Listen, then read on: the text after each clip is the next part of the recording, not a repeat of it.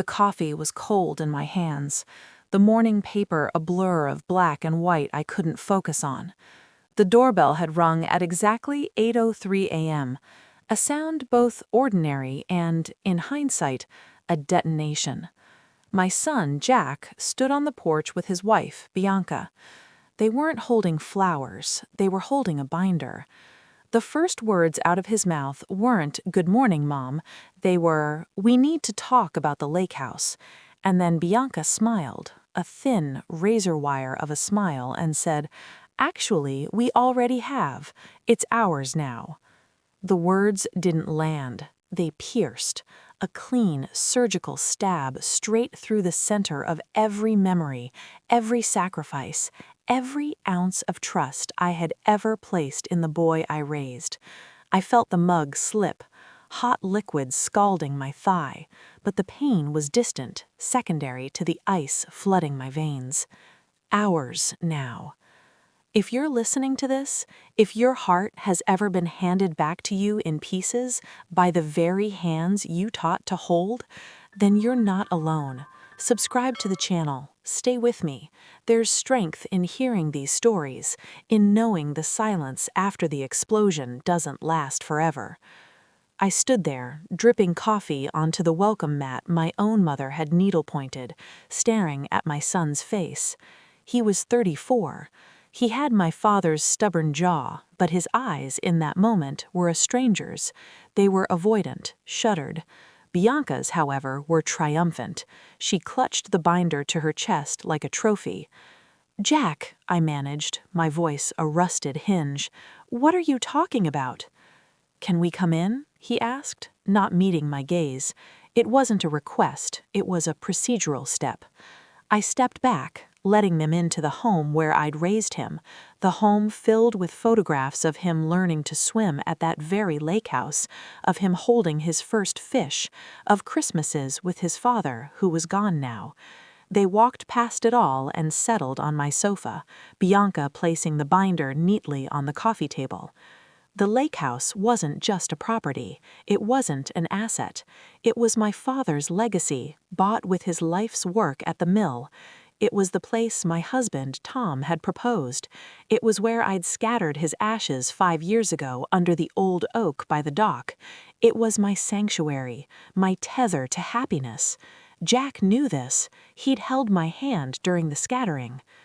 "We've been planning this for a while, Mom," Jack began, his hands clasped tightly. "With the baby coming, we need stability, a real foundation. The equity in the lake house is substantial. We've spoken to a financial advisor, and with you as a co-signer on the original deed, and with power of attorney." My breath hitched. "Power of attorney, Jack? I gave you that for medical emergencies, when I had my appendix out last year, for medical decisions." Bianca leaned forward, her voice sweet, poisonous honey. "The document is very broad, Maureen. It covers asset management in the event of incapacity, and well, given your age and your recent grief, we felt it was prudent to secure things for the family's future." My age, my grief, they were weaponizing my love for my dead husband and my trust in my son. I felt the room tilt. "What did you do?" The question was a whisper. Jack opened the binder. There it was, a notarized document, a transfer on death deed filed with the county clerk's office 2 weeks prior.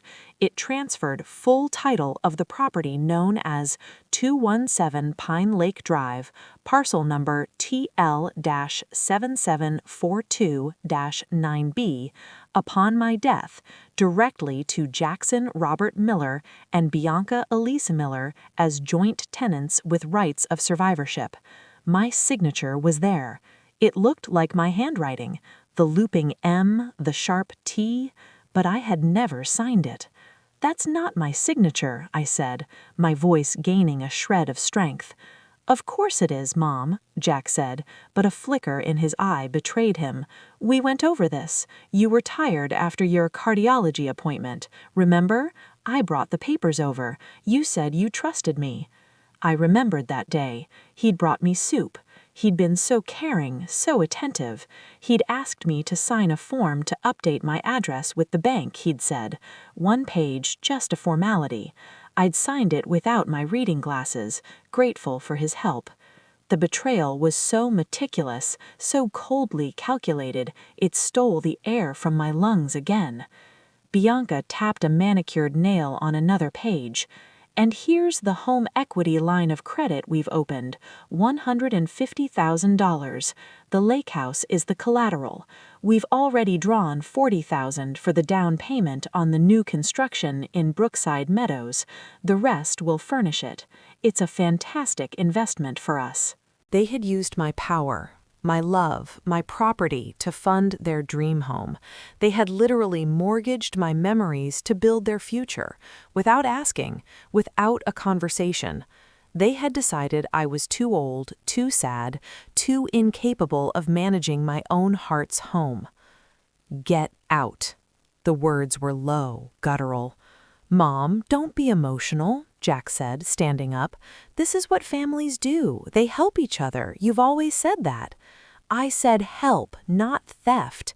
I was on my feet now, trembling. You stole from me. You forged my name. You used my trust like a weapon. Bianca's smile finally vanished, replaced by a cold, disdainful mask. This is why we did it, Maureen, this hysterical reaction. You're not thinking clearly. You're clinging to a dead past. We're building a living future. For your grandchild, you should be happy for us. Happy. The word echoed in the hollowed-out space they'd created inside me. That lake house is my past, my present, and my future, I said, each word a stone dropped into the chasm between us. It is not yours to take. I want you to leave, now. They left, taking their binder of betrayal with them. The silence they left behind was deafening, a physical weight. I crumpled onto the floor, right there in the living room, my fingers digging into the rug Tom and I had bought on a trip to Morocco. I didn't cry. The shock was too deep for tears. It was a numbness, a complete systems shutdown of the heart. I lay there until the sun moved across the floor and touched my face. And in that beam of light, something hardened. Not anger, not yet. Something clearer. A single diamond-sharp thought. Prove it. I pushed myself up. My legs were weak, but they held. I went to my desk, a roll-top oak monster Tom had refurnished. In the back of the bottom drawer behind old checkbooks, I found it. A small, fireproof lockbox.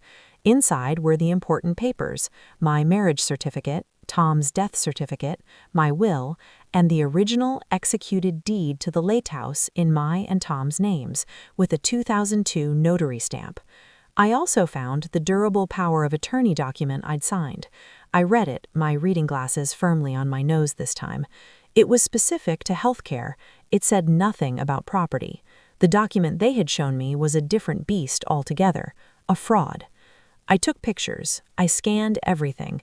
I created a folder on my desktop labeled Lake House.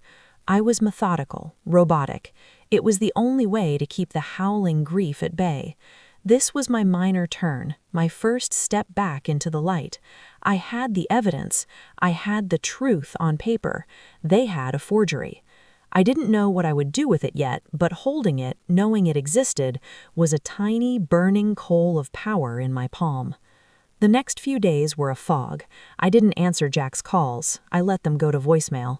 His messages progressed from frustrated, like, "Mom, you're overreacting, call me back," to concerned, "Mom, we're worried about you. Bianca says you seemed unstable," to vaguely threatening, "We really need to resolve this before the bank finalizes the HELOC. It could get messy." Messy. My son thought I was a mess to be cleaned up. I drove to the lake house. It was a 2-hour drive. Every mile a suture in an open wound. When I pulled into the gravel drive, the pain was acute, beautiful, and terrible. The silver lake shimmered under a spring sky. The old oak stood sentinel. The porch swing creaked in the breeze.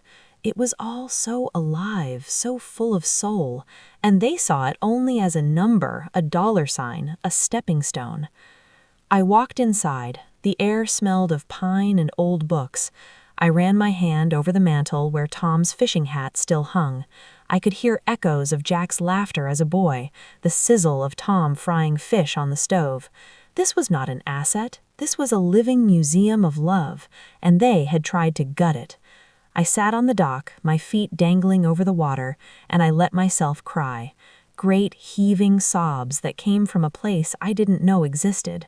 I cried for the loss of my son, not to death, but to greed and to the influence of a woman who saw my life as an obstacle to her own. I cried for my own naivete. When the storm passed, I was empty, scraped clean, and in that emptiness, a plan began to form. It wasn't about revenge, it was about reclamation. My first stop was a lawyer, not the family lawyer Jack might expect, but a fierce, no-nonsense litigator named Amanda Shaw, recommended by a friend from my book club who'd been through a brutal divorce. I laid the documents on her polished mahogany desk. She examined them, her brow furrowed. "The transfer on death deed is invalid," she said flatly. "The signature is a clear forgery to my eye, and we'll get a handwriting expert to confirm."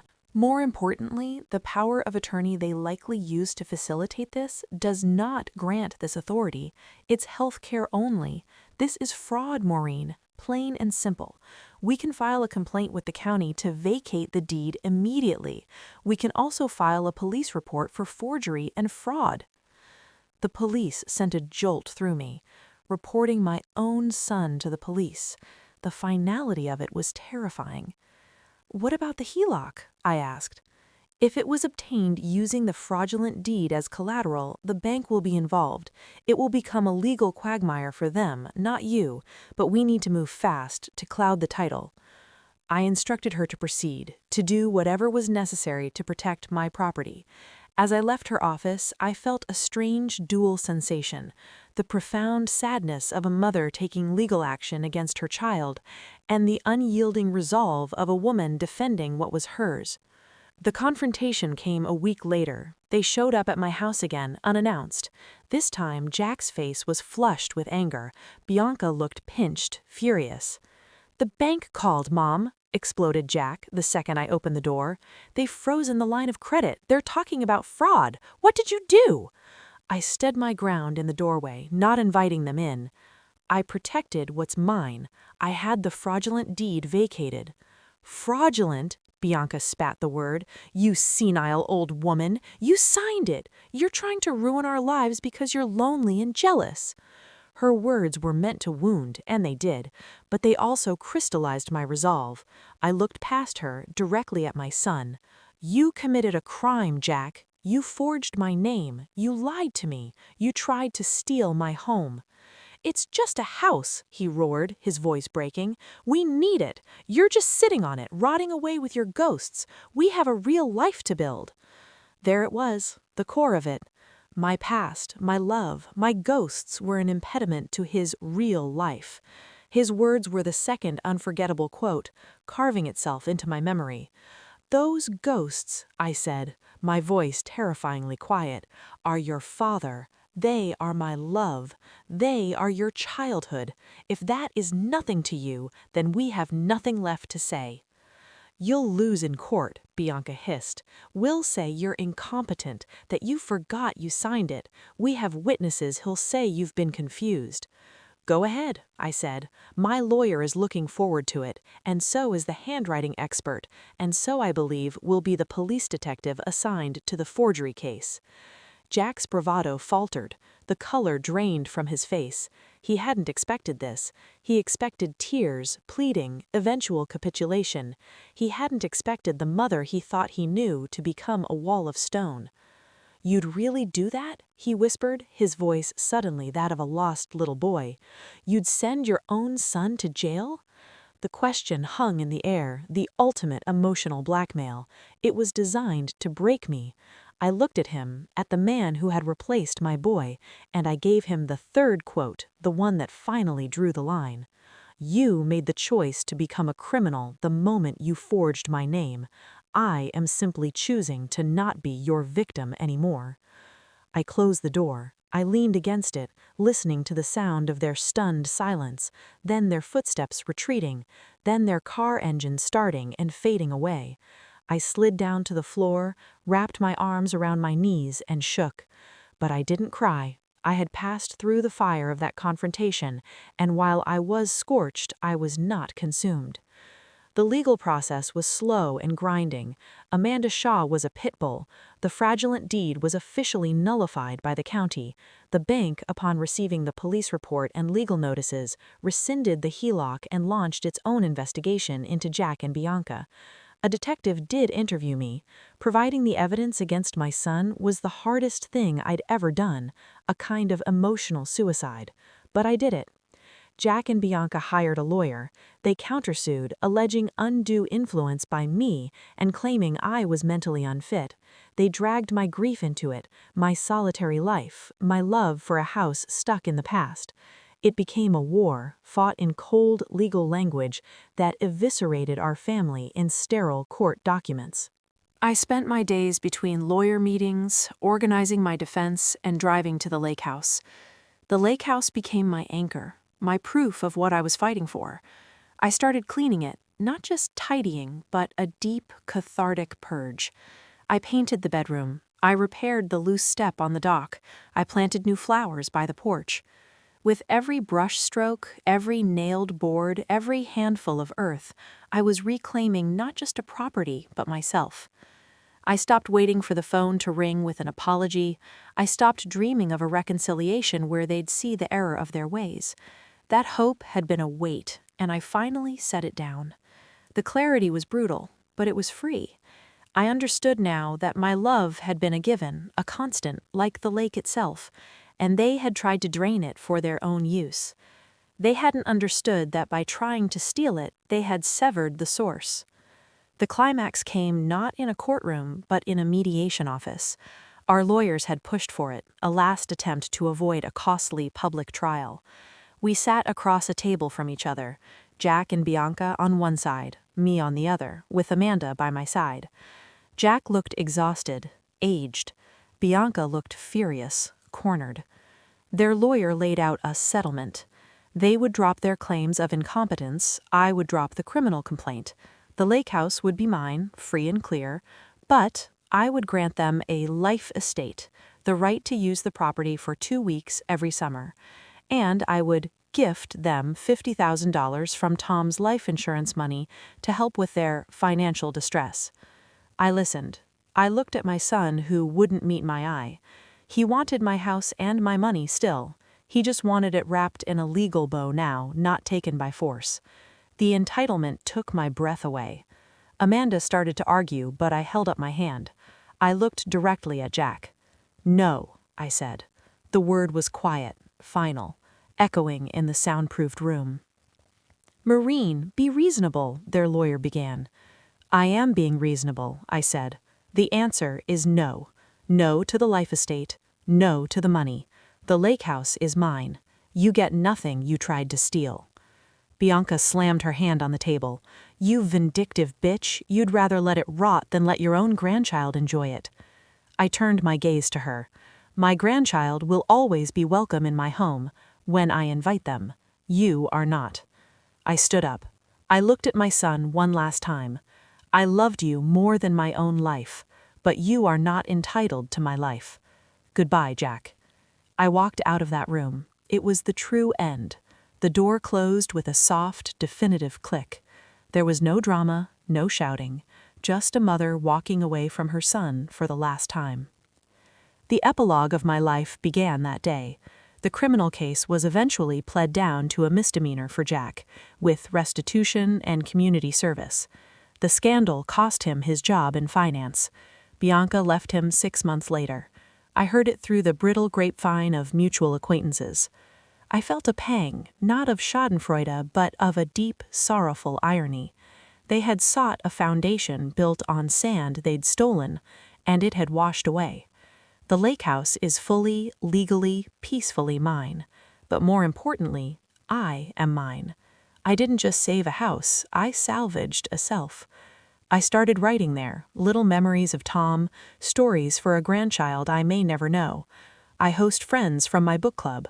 I sit on the dock at sunset and feel Tom's presence, not as a ghost I'm rotting with, but as a peaceful companion. I learned that love is not a blank check. It has borders engraved by self-respect. The strongest love sometimes says a final, firm no.